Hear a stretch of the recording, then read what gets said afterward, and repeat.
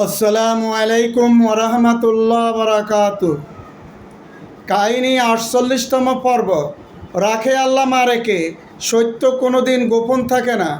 বিস্তারিত জানার জন্য প্রথম পর্ব থেকে 47তম পর্ব দেখার জন্য বিশেষভাবে অনুরোধ করা হলো। প্রশ্ন উত্তর পর্ব।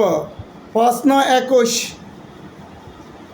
জানতে চাই যে জাদিয়া মাওলানা আহমদুল্লাহ মাদ্রাসা কমপ্লেক্স এতিমখানাটি সদর লক্ষ্মীপুর 14 নং মান্দারি, উক্ত প্রতিষ্ঠানটি বর্তমানে কী অবস্থা আছে এবং প্রতিষ্ঠানটির স্বত্ব অধিকারী কে কে। প্রশ্ন উত্তর যে উল্লেখিত প্রতিষ্ঠানটি দীর্ঘ 4 বছর যাবৎ নিষ্ক্রিয় অবস্থা আছে, আর স্বত্ব অধিকারী একমাত্র আমি, অন্য কাহারও কোনো স্বত্ব নাই।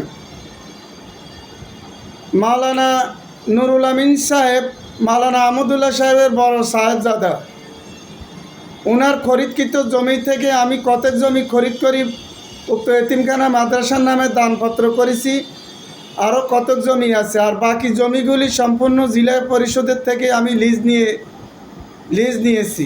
মাওলানা নুরুল আমিন সাহেবও সাক্ষী দিয়েছে। সাক্ষী প্রমাণ এবং আদালতের রায়ের মাধ্যমে সকল মামলাগুলির রায় আমার অনুকূলে স্বত্ব অধিকারী একমাত্র আমি।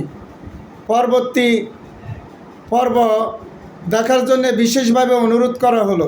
আসসালামু আলাইকুম রহমতুল্লাহ বারাকাতুহু।